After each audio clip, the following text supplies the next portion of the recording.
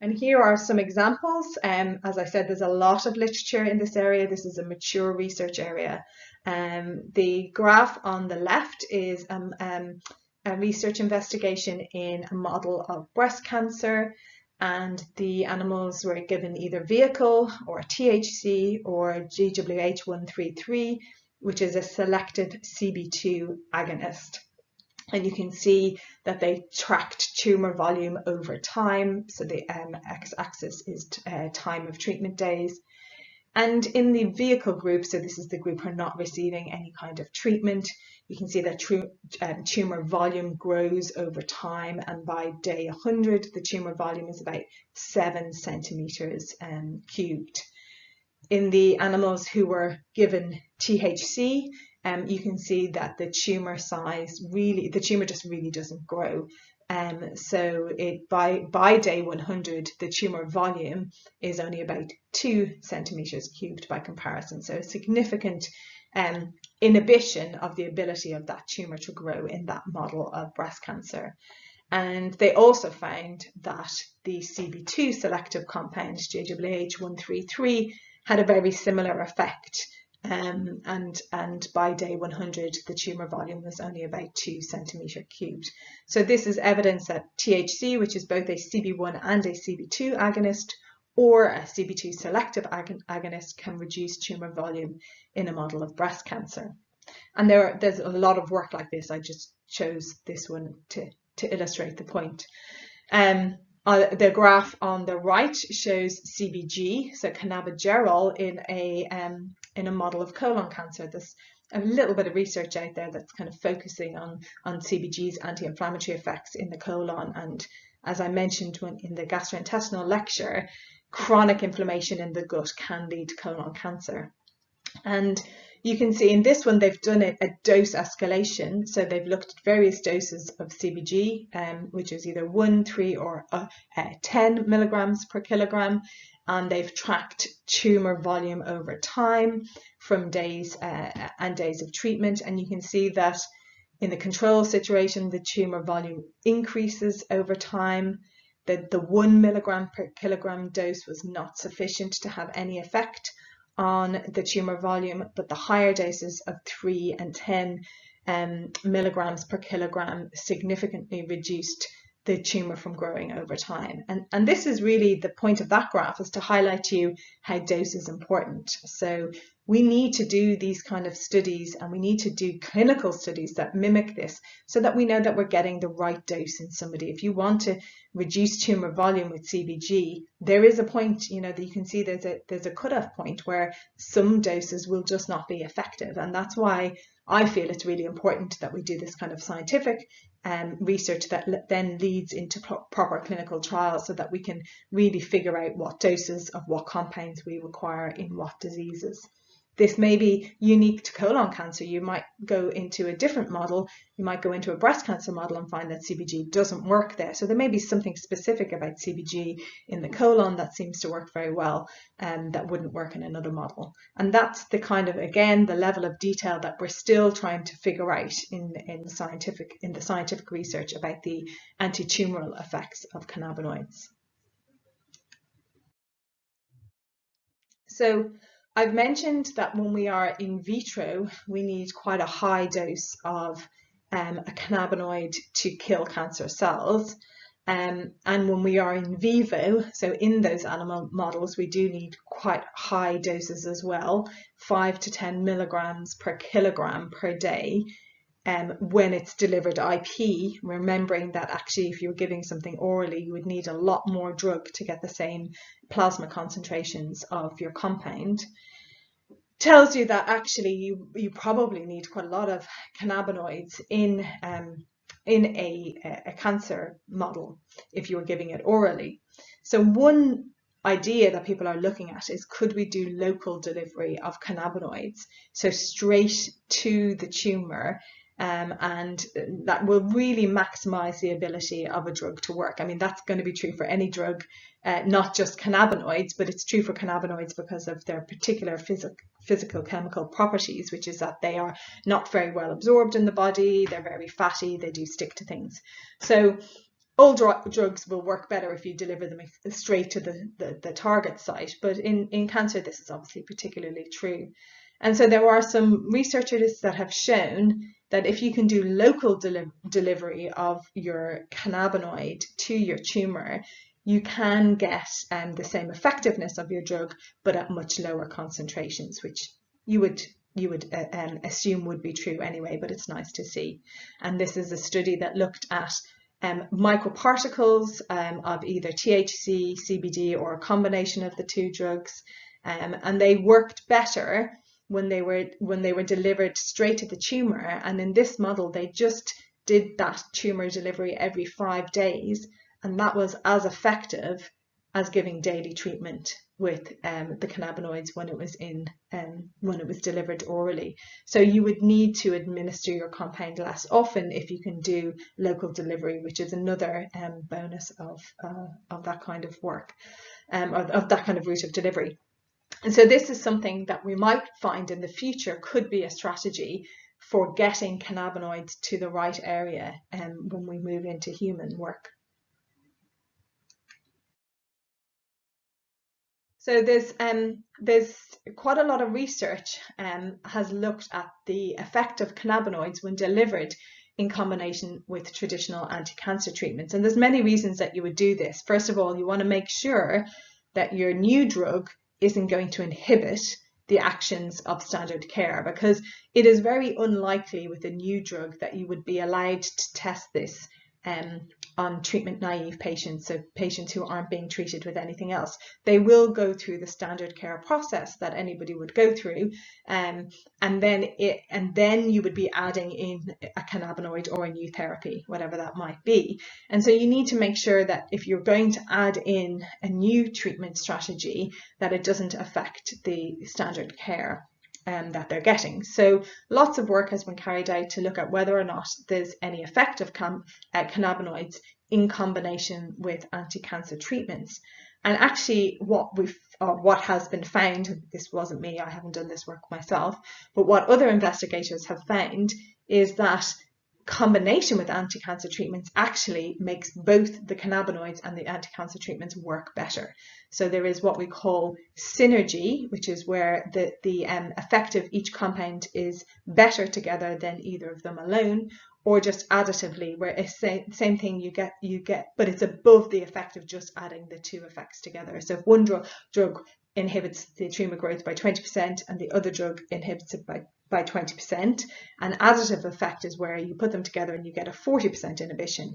A synergistic effect is where you put them together and you get 60% inhibition. So you get more than you would expect with either compound alone.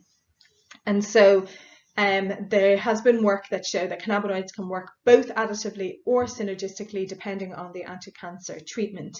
And so this picture on the right is an example of where THC and CBD were given together with an anti-cancer agent. And you can see, if you look at the bottom curve, at the survival curve, so how well did these animals do over time, the animals that had the standard care, the anti-cancer treatment, plus the phytocannabinoids survived for an awful lot longer. They had much lower tumour growth as well. So you can see that there was a synergistic effect by adding these treatments together. And it's been shown with lots of different types of anti-cancer treatments, so not just specifically with that chemical, but also with many other chemotherapy agents, with radiation therapy, with photodynamic therapy, and with hormonal drug therapy. So far, the data indicates that cannabinoids won't interfere with standard care, but may actually improve the ability of standard care to be effective, which is obviously very positive data. So the new vessel growth, I mentioned the fact that tumours need food, and so they will send out signals to encourage blood vessels to grow to them, to deliver blood and nutrients to them, and cannabinoids have been shown to reduce this. They stop endothelial cells, are the cells that form the lining of all blood vessels, and they are what form capillaries. So cannabinoids stop these endothelial cells from growing and from moving, so moving towards the tumour. And cannabinoids inhibit these proteins, these signals that are sent out from the tumour to try and encourage the blood vessels to come to them. And this is really, really important to restrict blood supply and hence food and oxygen to the tumour. There's lots of data that demonstrates this, particularly for CBD. I think there's a lot more research for CBD than for other cannabinoids in this area, and for its ability to reduce vessel growth. So there's various ways that researchers have demonstrated this in vitro by growing the tumour in a gel and then watching the blood vessel formation, or by measuring the size of the tumour mass and blood cells. But all of the experiments show, these are both with CBD, show that CBD is very effective at inhibiting that new vessel growth or the angiogenesis. And cannabinoids have been shown to limit the metastases that can accompany cancer. So the ability of cancer cells to move around the body, find a new location and start to grow and divide there and develop a new tumour. And there are several ways in which they do that. So again, cannabinoids inhibit those signals within the cancer cells that tell it to migrate. So it's not responding to those signals, so they don't move as much as they in the presence of cannabinoids as they would naturally, and they don't move into new tissues, so that invasiveness of cancer cells is reduced by cannabinoids. Something which I'm often asked about is whether or not cannabis-rich extracts are more efficacious, so work better than pure compounds, so purified CBD or CBG or THC. It's worth mentioning that most of the scientific research that we have is based on purified compounds. So in all of the experiments that I've mentioned already, the investigators will give pure THC, pure CBD or pure CBG, and that's really because we want to know what the active ingredient is. We don't want to wonder if there is an anti-cancer effect of the drug, whether it's coming from that drug or whether it's coming from some of the accessory chemicals that might be in the mix. So most scientific research will tend to focus on pure compounds, establish whether they work, and then kind of move from there. But there is some literature which also has looked at botanical extracts or cannabis-rich extracts. They've called lots of different names that will have multiple compounds in there. And there is some data in the cancer setting about whether or not extracts or pure compounds are better, where people have done side-by-side comparison using their in vitro and in vivo experiments. So I think there's 3 studies that have looked at extracts versus pure compounds. In breast cancer cells, it was found that the CBD-rich extract, so this is mostly CBD but with some additional phytochemicals which will not be defined usually exactly what that profile of the other is. So the CBD-rich extract was slightly more potent than pure CBD in its ability to reduce breast cancer cell and tumour growth. But in some of the endpoints that were measured by these investigators, the pure CBD was better. So I think this research they both worked, both the CBD-rich extract and the pure compound worked, and in some endpoints the extract was better, in some endpoints the pure was better. Another set of researchers that were looking in colon cancer found again that both the CBD-rich extract and pure CBD were effective at reducing colon cancer, but the mechanism of action was slightly different. So the CBD-rich extract, because it had other chemicals in there, there was a role for CB2 in there, so some of the responses to that rich extract could be inhibited by CB2 receptor antagonists that wasn't seen for just the pure CBD compound. So the extract was a little bit better, probably because some of the other chemicals that were in there were adding, from a pharmacological point of view, to the anti-cancer effects of the extract in colon cancer. And then in brain cancer cells, in glioma cells, another researcher found that the pure CBD was better than the CBD rich extract. But conversely, the THC-rich extract was better than pure THC, and that CBD and THC worked better together than either compound alone.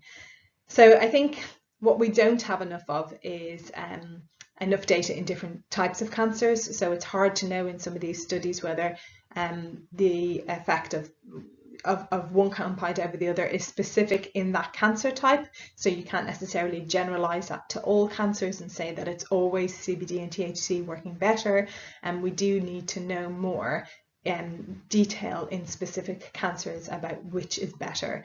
But the bottom line is they both work. So whether it's an extract or a pure compound, the difference between them is really quite negligible and could be down to other properties like the physical properties of the pure or the extract being better in solution, or there's so many different kind of confounding factors, but they all work. And it's just that there can be sometimes slightly better of an effect of one over the other, but it's not consistent yet in the scientific literature whether one is better than the other and whether that's specific to a particular cancer or not. So I think a lot more research needs to be done in this area. So then the major question is, what we all want to know is, does this translate into an anti-tumoral effect in humans? Because lots of compounds are cytotoxic in cancer cell studies, but they don't necessarily work then when you go into a human trial, because I've mentioned some of the issues with the kind of preclinical literature. When you're working in these isolated cells or in the tumor cell models, they're not properly representative of what happens in a human. They're not physiological. You're either adding your drug straight onto cells. The cells are grown in sheets rather than in balls. In the tumor models, you're growing, you're injecting these cells, and sometimes not in the location that the cancer is supposed to be growing in. You're giving the drug in a kind of a non-therapeutic way, and this is how preclinical experiments are done, and it just doesn't always translate for every drug that works in an animal model that it works in humans. But we do have lots of anecdotes. We do have lots of stories of people who have had very good recovery or remission with their cancer with cannabis-based medicines. And so I want to kind of go through the clinical evidence that we have, anything that we have that's based in human, and most of this is going to be based on case reports at this stage and case series, rather than there is just one randomized controlled trial. So in terms of gathering clinical evidence, we're still very early days, and the quality of this evidence, if we were judging it, remembering way back to the beginning of the module, if we were judging this clinical evidence, we would say that the quality of the data is low, and we're very low down in the hierarchy of evidence in terms of having evidence for anti-cancer effects of cannabinoids in humans. But let's go through what we do have and make some judgment about how strong we think that signal is, and looking forward whether or not any work is going to be continued to be done in this area.